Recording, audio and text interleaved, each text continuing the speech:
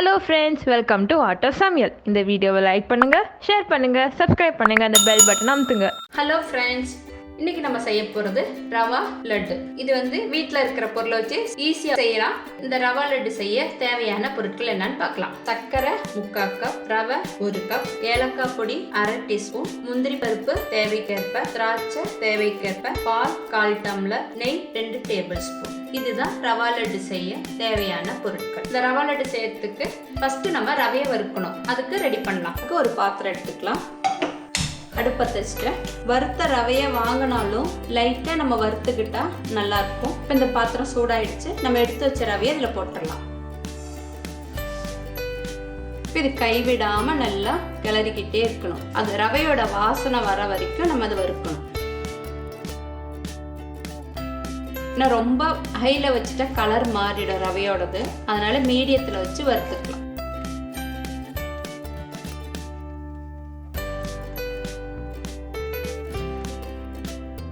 இப்போ எனக்கு தெரிஞ்சு தீபாவளினா ஒரு விசேஷம்னா இந்த ரவா லட்டு தான் செஞ்சு கொடுத்தாங்க எனக்கெல்லாம். ஆனால் இப்போ நம்ம அதெல்லாம் இப்போ பண்ணுறதே இல்லை. ஆனால் இது ஈஸியாகவும் பண்ணலாம். ஆனால் நம்ம ஏன் பண்ணுறதுன்னு தெரியல, அப்படியே மறந்துட்டே வரோம். நம்ம இப்போ எல்லாம் யாருனாச்சும் வீட்டுக்கு போனா கூட கடையில் ஸ்வீட் வாங்கி போயிட்டு இருக்கோம்.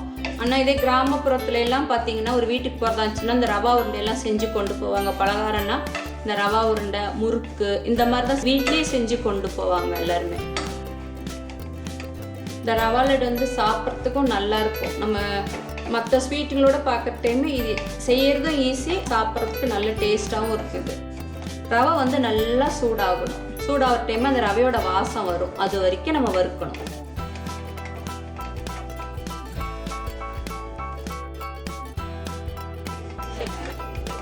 இப்போ ரவை நல்லா வாசம் வர ஆரம்பிச்சிடுச்சு.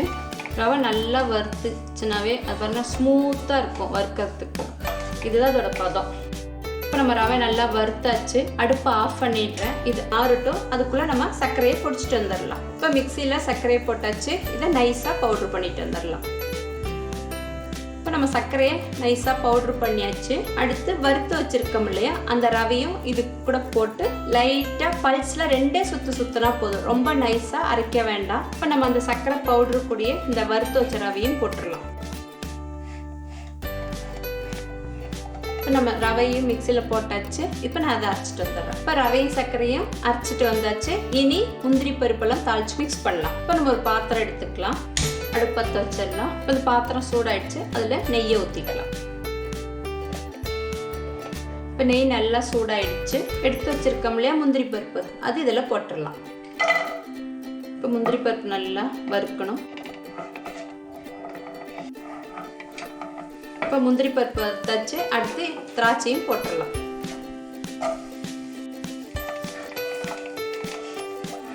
இப்போ அடுப்பை ஆஃப் பண்ணிட்டு நம்ம அந்த ரவையும் சர்க்கரையும் பவுடர் பண்ணி வச்சிருக்கோம் இல்லையா, இதெல்லாம் போட்டுடலாம். அடுத்து ஏலக்காய் பொடி. இப்போ நல்லா மிக்ஸ் பண்ணிக்கலாம். இனி நம்ம பால் லைட் சூடாக இருக்கணும். அதை இதில் கொஞ்சம் கொஞ்சமாக ஊற்றி மிக்ஸ் பண்ணி விடணும். நான் பால் 1/4 டம்ளர் சொல்லியிருக்கேன். நம்ம தேவைக்கேற்ப கொஞ்சம் கொஞ்சமாக ஊற்றிக்கலாம். உருண்டை பிடிக்கிற அளவுக்கு நமக்கு பால் ஊற்றினா போதும். ரொம்ப ஒரே இதில் ஊற்ற வேண்டாம். கொஞ்சமாக ஊற்றி ஃபஸ்ட்டு பார்த்துட்டு பத்தலைன்னா திரும்ப ஊற்றினா போதும். நல்லா மிக்ஸ் பண்ணிக்கோங்க. இனி நம்ம கை யூஸ் பண்ணிக்கலாம். கரண்டி வேண்டாம். லைட்டாக சூடாக இருக்குது. கொஞ்சம் ஆறட்டும். இப்போ நல்லா ஆறிடுச்சு. பால் லைட் சூடாக இருக்கணும்.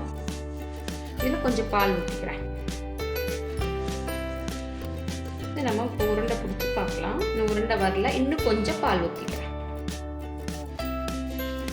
இப்போ நம்ம பால் ஊற்றி பண்ணுறதுனால வெளியே வைக்க முடியாது. செஞ்சுட்டு ஃப்ரிட்ஜில் எடுத்து வச்சுக்கோங்க. ஃப்ரிட்ஜில் எடுத்து வச்சிங்கன்னா ஒரு 10 நாள் வரைக்கும் தாங்கும்.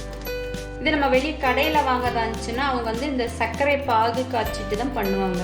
அதனால ரொம்ப நாள் எடுத்து வைக்க முடியும். நம்ம வீட்டில் செய்கிற டைம் இந்த மாதிரிலாம் ஈஸியாக ரொம்ப நாளைக்குலாம் எடுத்து வைக்க தேவையில்லை. இது உருண்டை பிடிக்கலாம். பால் இப்போ நான் 1/4 டம்ளர்னு சொல்லியிருக்கேன். பாருங்க, மீதி இவ்வளோ பால் இருக்குது. அதனால் உங்களுக்கு உருண்டை பிடிக்கிற அளவுக்கு பால் ஊற்றினா போதும். கொஞ்சம் கொஞ்சமாக ஊற்றி உருண்டை பிடிச்சி பார்த்தா உருண்டை வர வரைக்கும். இனி இதை நம்ம உருண்டை பிடிக்கலாம். அப்படி அமுத்தி பிடிக்கணும். அதை நான் இந்த பிளேட்டில் வைக்கிறேன்.